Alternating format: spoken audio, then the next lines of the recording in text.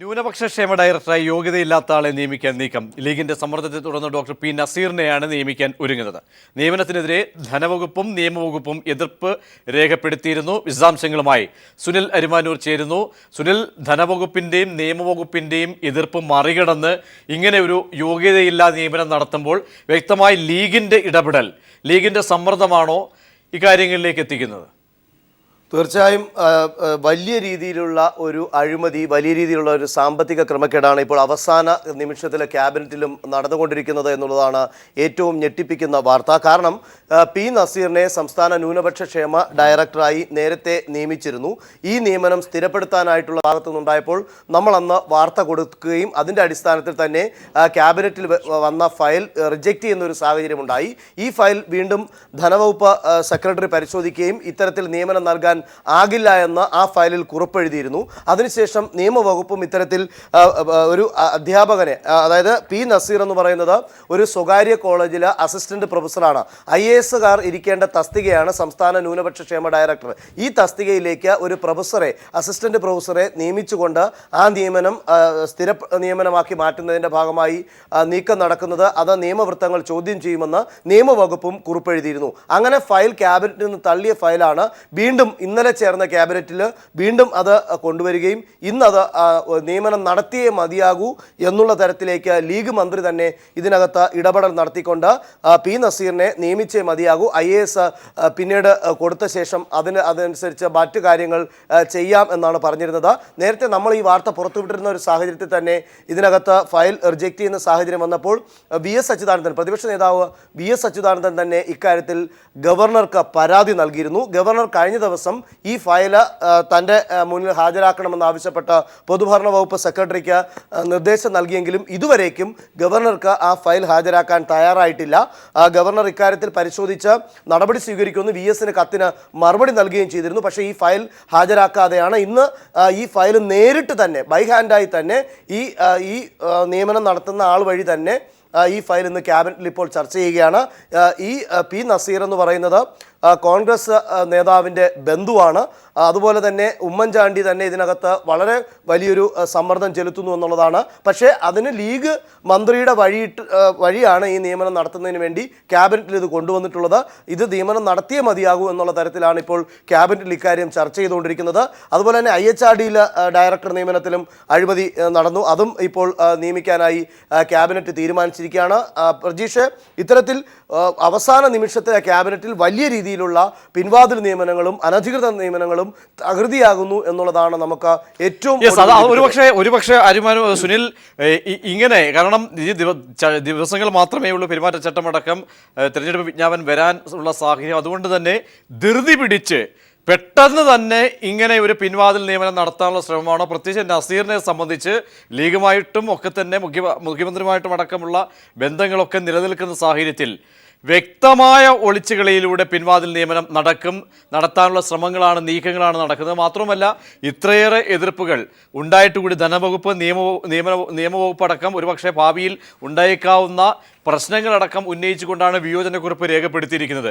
ഇതെല്ലാം കാറ്റിൽ പറത്തി ഇത്രത്തോളം എന്തേ ഒരു പ്രത്യേക താല്പര്യം നസീറിന്റെ കാര്യത്തിൽ എടുക്കാനുള്ള ഒരു സാഹചര്യം?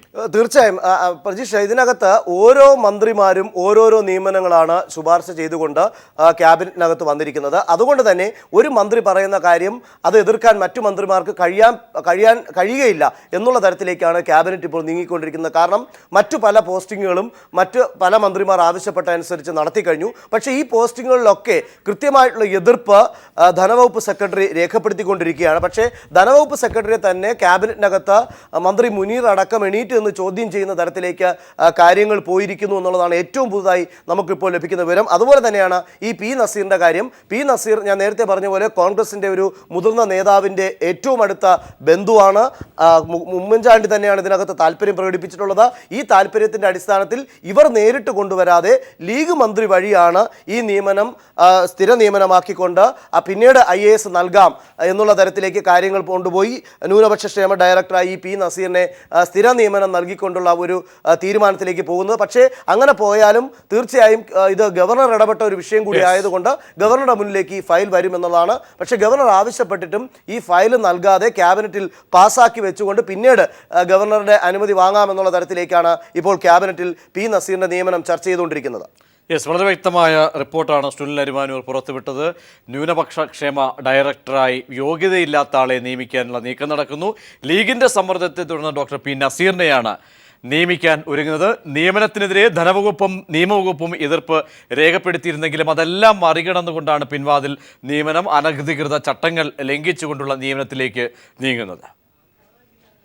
മറ്റൊരു വാർത്തയിലേക്ക്, വെള്ളാപ്പള്ളിയുടെ പാർട്ടി NDAയിലേക്ക് പോകുന്നു. NDAയിലേക്ക് പോകാനായി BDJSന്റെ പ്രതിനിധികൾ ദില്ലിയിൽ എത്തിച്ചേർന്നിരിക്കുന്നു എന്ന ഏറ്റവും പുതിയ വിവരങ്ങളാണ് ലഭിക്കുന്നത്. വിശദാംശങ്ങൾ ദില്ലിയിൽ നിന്നും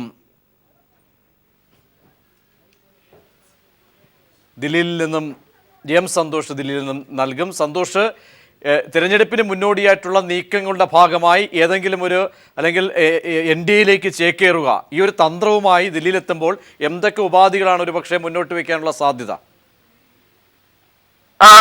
പ്രജീഷ്, BJP ദേശീയ അധ്യക്ഷൻ അമിത്ഷായുമായുള്ള കൂടിക്കാഴ്ചക്കാണ് വെള്ളാപ്പള്ളി നടേശനും തുഷാർ വെള്ളാപ്പള്ളിയും ഇപ്പോൾ ദില്ലിയിലെത്തിയിരിക്കുന്നത്. അല്പസമയത്തിനകം തന്നെ കൂടിക്കാഴ്ച ആരംഭിക്കും. വിമാനത്താവളത്തിൽ വെച്ച് മാധ്യമങ്ങളെ കണ്ട വെള്ളാപ്പള്ളി നടേശൻ NDAയുടെ ഭാഗമാകും BDJS എന്നുള്ള കാര്യം വ്യക്തമാക്കി കഴിഞ്ഞു. എന്നാൽ പ്രത്യേകിച്ച് ഉപാധികൾ ഒന്നും തന്നെ ഇപ്പോൾ BJP നേതൃത്വത്തിന് മുന്നിൽ വയ്ക്കാനില്ല എന്നാണ് വെള്ളാപ്പള്ളി നടേശൻ വ്യക്തമാക്കിയത്. അതേസമയം തന്നെ കേരളത്തിന്റെ വികസനം സംബന്ധിച്ച ചില കാര്യങ്ങൾ BJP ദേശീയ നേതൃത്വത്തെ അറിയിക്കാനുണ്ട്. ഇത് മാത്രമാണ് പാർട്ടിക്ക് മുന്നിൽ BJPക്ക് മുന്നിൽ വെക്കാനുള്ള നിബന്ധന. അതുകൂടാതെ മറ്റ് കാര്യങ്ങൾ സംബന്ധിച്ച് സീറ്റ് വിഭജനം ഉൾപ്പെടെയുള്ള കാര്യങ്ങൾ സംബന്ധിച്ച് BJPയുടെ സംസ്ഥാന ഘടകവുമായിട്ടാണ് ചർച്ചകൾ നടത്തേണ്ടത്.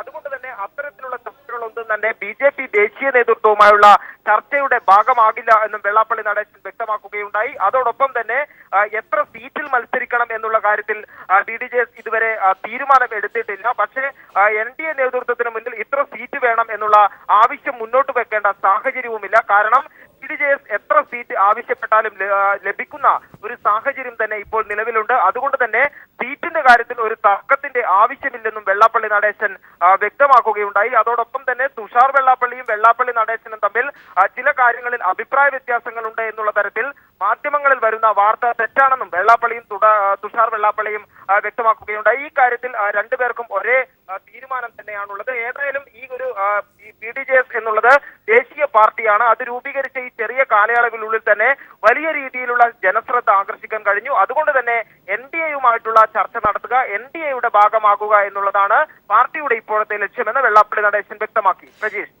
സന്തോഷ്, ഒരുപക്ഷെ SNDPയും ഒപ്പം തന്നെ SNDPക്ക് SNDPയുടെ കാര്യങ്ങളാണ് BDJS ഒരുപക്ഷെ രാഷ്ട്രീയ പാർട്ടിയായി നിലകൊള്ളുന്ന സാഹചര്യം.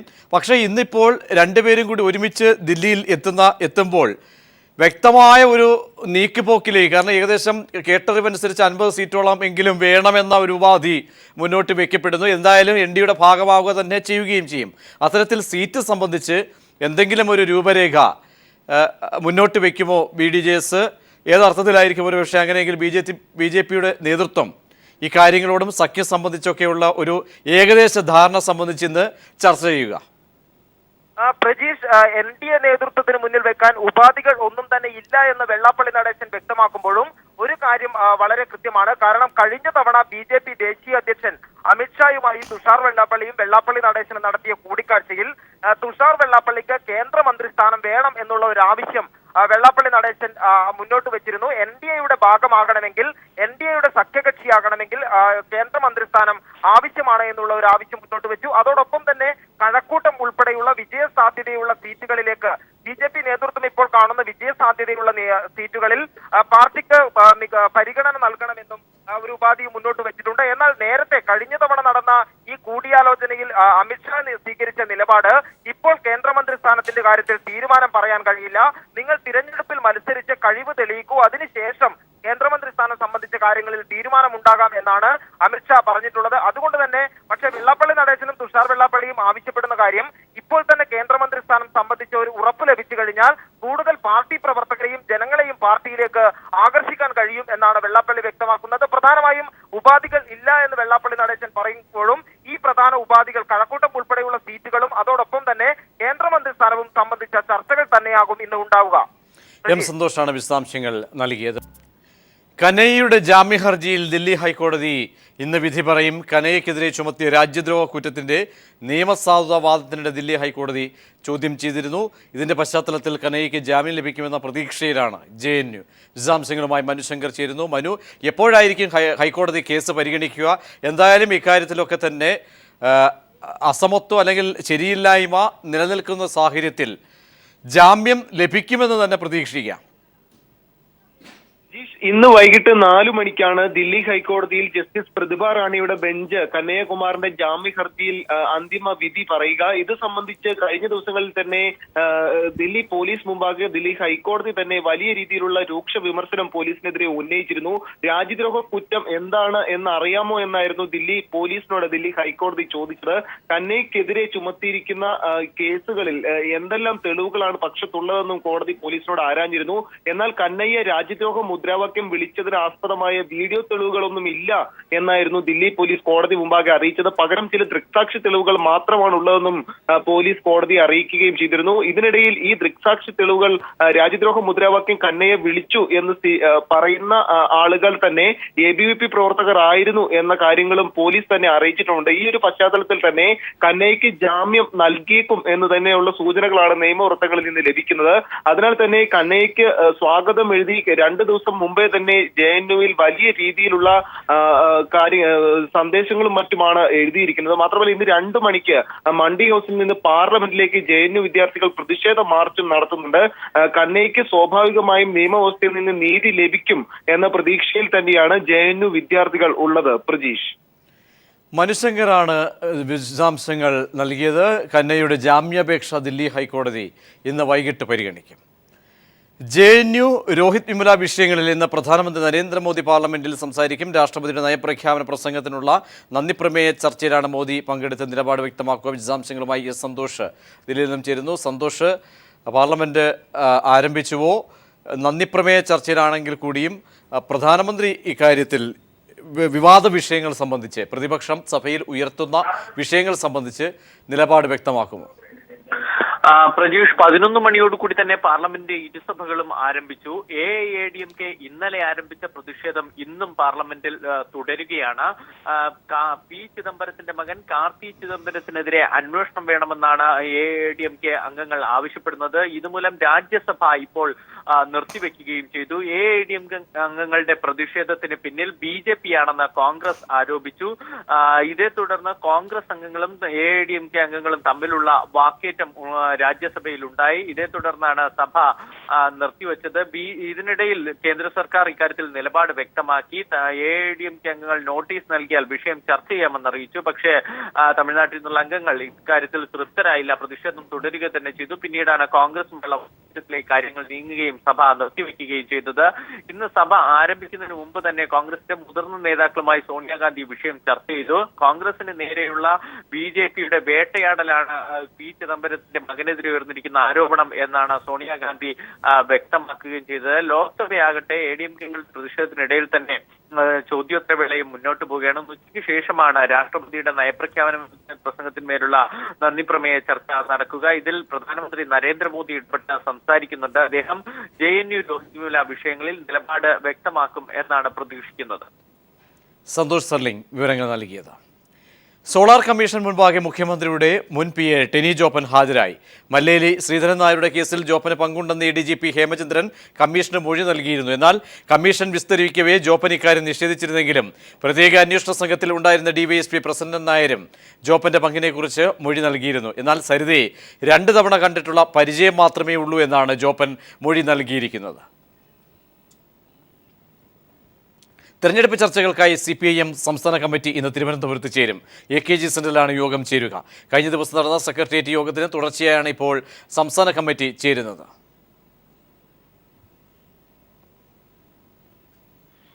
UDF യോഗം ഇന്ന് തിരുവനന്തപുരത്ത് ചേരും. ഘടകകക്ഷികൾ കൂടുതൽ സീറ്റുകൾ ആവശ്യപ്പെടുന്ന സാഹചര്യത്തിലാണ് യോഗം ചേരുന്നത്.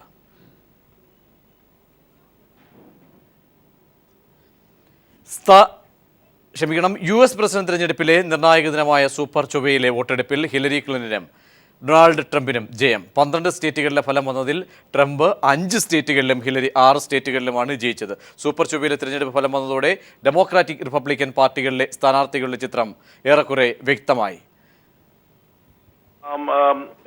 ബേസിക്കലി ഇന്നത്തെ ഈ സൂപ്പർ ട്യൂസ്ഡേ മത്സരത്തില് ഇന്ന് 12 സ്റ്റേറ്റുകളിൽ ഒരു ദിവസം തന്നെ തെരഞ്ഞെടുപ്പ് നടക്കുന്ന ദിവസമാണ് സൂപ്പർ ട്യൂസ്ഡേ. ഇത് വളരെ അമേരിക്കൻ പ്രൈമറി ഇലക്ഷനിൽ വളരെ നിർണായകമായിക്കൊണ്ടിരിക്കുകയാണ്. ഇതില് ഇന്ന് ഈ 12 സ്റ്റേറ്റിലെ 8 സ്റ്റേറ്റിലെ റിസൾട്ട് റിപ്പബ്ലിക്കൻ പാർട്ടിയിൽ നിന്നും ഡൊണാൾഡ് ട്രംപ് ലീഡ് ചെയ്യാണ്. 8-ൽ 6 സീറ്റ് അദ്ദേഹം 6 സ്റ്റേറ്റുകളിൽ വിൻ ചെയ്തിരിക്കുകയാണ്. അപ്പോൾ അതാണ് റിപ്പബ്ലിക്കൻ പ്രൈമറി ഇലക്ഷന്റെ ഒരു കാര്യം. അതിന്റെ മറുവശത്ത് ഡെമോക്രാറ്റിക് പാർട്ടിയുടെ പ്രൈമറി ഇലക്ഷൻ നോമിനിയായിട്ട് വരുന്നത് ഹിലരി ക്ലിന്റൺ ആണ്. 8 സ്റ്റേറ്റിലെ റിസൾട്ട് ഇപ്പോൾ വന്നു കഴിഞ്ഞു. അതിൽ 6 സ്റ്റേറ്റിലെ ഹിലരി ക്ലിന്റണും 2 സ്റ്റേറ്റിലെ ബേർണി സാൻഡേഴ്സും വിജയിച്ചിരിക്കുകയാണ്. ഇതിൽ ഏറ്റവും പ്രധാനപ്പെട്ട കാര്യം ഡൊണാൾഡ് ട്രംപിന്റെ മുമ്പോട്ടുള്ള യാത്രയാണ്. ശരിക്കും പറഞ്ഞാൽ റിപ്പബ്ലിക്കൻ പാർട്ടിയെ വെട്ടിലാക്കിയാണ് ട്രംപ് മുന്നേറുന്നത്. റിപ്പബ്ലിക്കൻ പാർട്ടിയുടെ എസ്റ്റാബ്ലിഷ്മെന്റ് എതിരായിട്ട് അത് ആണ് യഥാർത്ഥത്തിൽ ഡൊണാൾഡ് ട്രംപ് മുന്നേറിക്കൊണ്ടിരിക്കുന്നത്. ലോകത്തിൽ തന്നെ അറിയപ്പെടുന്ന ബില്യണിയറായ റിയൽ എസ്റ്റേറ്റ് ഡെവലപ്പർ ആയിട്ടുള്ള ഡൊണാൾഡ് ട്രംപ് ഇതിനോടകം തന്നെ പല രീതിയിലും വ്യത്യസ്തമായ അഭിപ്രായങ്ങൾ രേഖപ്പെടുത്തിയിട്ടുണ്ട്. ഇതിലെ പ്രധാനപ്പെട്ട ഒരു കാര്യം അദ്ദേഹത്തിന്റെ മുസ്ലിം വിരുദ്ധ പ്രസ്താവനയാണ്. ഈ പ്രസ്താവനയൊക്കെ തന്നെ തെരഞ്ഞെടുപ്പ് നേരിടുന്ന ഒരു സ്ഥാനാർത്ഥി എന്നുള്ള രീതിയിൽ പുള്ളി എന്തുമാത്രം ഫലവത്താകുമെന്നുള്ള കാര്യത്തിൽ സംശയമുണ്ട്. എന്തായാലും അവസാന തീരുമാനത്തിലേക്ക് എത്തിയിട്ടില്ല ഇതുവരെ റിപ്പബ്ലിക്കൻ സ്ഥാനാർത്ഥി ആരായിരിക്കും എന്നുള്ള കാര്യത്തിൽ. എന്നാൽ ഏതാണ്ട് ഉറപ്പായി കഴിഞ്ഞിരിക്കുകയാണ് ഡെമോക്രാറ്റിക് പാർട്ടിയുടെ സ്ഥാനാർത്ഥിയായിട്ട് പ്രൈമറിയില് ഇപ്പോ 12-ൽ 8-ലെ റിസൾട്ടിൽ 6 വിജയിച്ച ഹിലരി ക്ലിന്റൺ ഉറപ്പായിരിക്കുകയാണ്. ബേർണി സാൻഡേഴ്സ് രണ്ടാമതാണ്. എന്നാൽ ബേർണി സാൻഡേഴ്സ് ആണ് അമേരിക്കൻ ഇലക്ഷനിലെ ഒരു വ്യത്യസ്തനായ വ്യക്തി. അദ്ദേഹം മാത്രമാണ് ഒരു കോർപ്പറേറ്റുകളുടെയിൽ നിന്നും പണം സ്വീകരിക്കാതെ ഇലക്ഷനെ നേരിട്ടത്. ഇദ്ദേഹം ഒരു സോഷ്യലിസ്റ്റ് ആയിട്ടാണ് ഇപ്പോൾ ഈ തെരഞ്ഞെടുപ്പിൽ നേരിട്ടത്. എന്തായാലും അമേരിക്കൻ ഇലക്ഷന്റെ ചരിത്രത്തിലെ ഒരു വ്യത്യസ്ത മുഖമാണ് ബേർണി സാൻഡേഴ്സ് ഡെമോക്രാറ്റിക് സ്ഥാനാർത്ഥിയായി മത്സരിച്ചത്. ഏതായാലും ഒന്നുണ്ട്, ഈ രണ്ടുപേരും ഇപ്പോ പ്രൈമറി തെരഞ്ഞെടുപ്പുകളിൽ റിപ്പബ്ലിക്കൻ പാർട്ടിയിൽ ഡൊണാൾഡ് ട്രംപും ഡെമോക്രാറ്റിക് പാർട്ടിയിൽ ഹിലരി ക്ലിന്റണും മുന്നേറി കഴിഞ്ഞിരിക്കുന്നു. അതിൽ ഹിലറിയുടെ ഡെമോക്രാറ്റിക് പാർട്ടിയിലെ തെരഞ്ഞെടുപ്പ് ഹിലരി ക്ലിന്റൺ നോമിനിയാകും എന്നുള്ള കാര്യം ഏതാണ്ട് ഉറപ്പായി കഴിഞ്ഞിരിക്കുകയാണ്. പ്രഖ്യാപനങ്ങളും ഉദ്ഘാടന മാമാങ്കവുമായി മുഖ്യമന്ത്രി ഓടി നടക്കുമ്പോൾ സഹായം തേടി മുഖ്യമന്ത്രിയുടെ ഓഫീസിലെത്തിയ വികലാംഗന് അവഗണനയെന്ന ആക്ഷേപം. മുഖ്യമന്ത്രിയെ കാണാൻ സെക്രട്ടേറിയറ്റിലെത്തിയ വർക്കല സ്വദേശി റഹീമിനെ മുഖ്യമന്ത്രിയുടെ ഓഫീസിലേക്ക് പ്രവേശനം നിഷേധിച്ചതായാണ് പരാതി. പ്രവേശന പാസുമായി വന്ന തന്നെ പോലീസ് അസഭ്യം പറഞ്ഞ് തിരിച്ചയച്ചതായി റഹീം പറയുന്നു.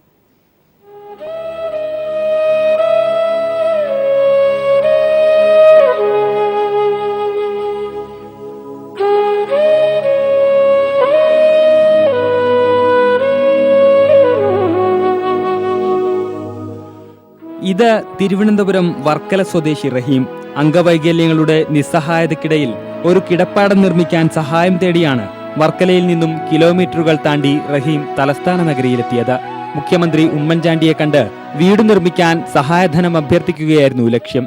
എന്നാൽ പ്രവേശന പാസുമായി സെക്രട്ടേറിയറ്റിലെത്തിയപ്പോൾ തന്നെ മുഖ്യമന്ത്രിയുടെ ഓഫീസിലേക്ക് പ്രവേശിപ്പിക്കാൻ പോലും സുരക്ഷാ ഉദ്യോഗസ്ഥർ തയ്യാറായില്ലെന്ന് റഹീം പറയുന്നു. സെക്രട്ടേറിയറ്റിൻ്റെ അകത്ത് ചെന്നപ്പം അവിടെയുള്ള പോലീസ് ഓഫീസർമാരെന്നെ കയറ്റിവിട്ടില്ല. ഞാൻ താഴെ മണക്കിന് പല രീതിയിലും പറഞ്ഞു നോക്കി, കയറ്റിവിടുന്നു. കാല് വരെ പിടിക്കാമെന്ന് പറഞ്ഞു നോക്കി. എന്നിട്ട് പോലും അവരെന്നെ കയറ്റിവിട്ടില്ല. എന്ത് കാര്യമാണെന്ന് എനിക്ക് തന്നെ അറിയാൻ വയ്യ. അസഭ്യ വർഷം ചൊരിഞ്ഞാണ് പോലീസ് ഉദ്യോഗസ്ഥർ തന്നെ തിരിച്ചുവിട്ടതെന്നും റഹീം പറഞ്ഞു. നമ്മൾ വികലാംഗരെന്നും പറഞ്ഞ് മറ്റുള്ളവരെ ബുദ്ധിമുട്ടിക്കാൻ നമ്മൾ നടക്കരുത്. നമ്മളെ പ്രയാസം കെട്ടി നമ്മൾ വരുന്നതാണ്. അങ്ങനെ ഇത്രയും ദൂരത്തിൽ നമ്മൾ വന്നിട്ട് നമുക്ക് കാണാൻ പറ്റില്ലെന്നുള്ളൊരു വേദന ഭയങ്കരമാണ്. 3 മക്കളുള്ള റഹീം ട്രെയിനിൽ ലോട്ടറി വിൽപ്പന നടത്തിയാണ് ജീവിക്കുന്നത്. മുഖ്യമന്ത്രിയുടെ ഓഫീസിൽ നിന്നുണ്ടായ തിക്താനുഭവത്തിന്റെ ദുഃഖത്തിനൊപ്പം ഇനി എന്തു ചെയ്യുമെന്ന ആശങ്കയിലാണ് ഇപ്പോൾ റഹീം. ജിതിൻ ചന്ദ്രൻ, തിരുവനന്തപുരം. മധ്യവയസ്കനെ തട്ടിക്കൊണ്ടുപോയി മർദ്ദിച്ച കേസിൽ കൊട്ടേഷൻ സംഘത്തിലെ 3 പേർ പിടിയിലായി. കട്ടപ്പന പോലീസാണ് പ്രതികളെ പിടികൂടിയത്. മധ്യവയസ്കനെ തട്ടിക്കൊണ്ടുപോയി മർദ്ദിച്ച് പണവും ആഭരണവും കവർന്ന കേസിലെ കൊട്ടേഷൻ സംഘത്തിലെ 3 പേരെയാണ് കട്ടപ്പന പോലീസ് അറസ്റ്റ് ചെയ്തത്. മുഖ്യപ്രതിക്കും കൊട്ടേഷൻ സംഘത്തിലെ മറ്റൊരാൾക്കും വേണ്ടിയുള്ള തിരച്ചിൽ പോലീസ് ശക്തമാക്കി.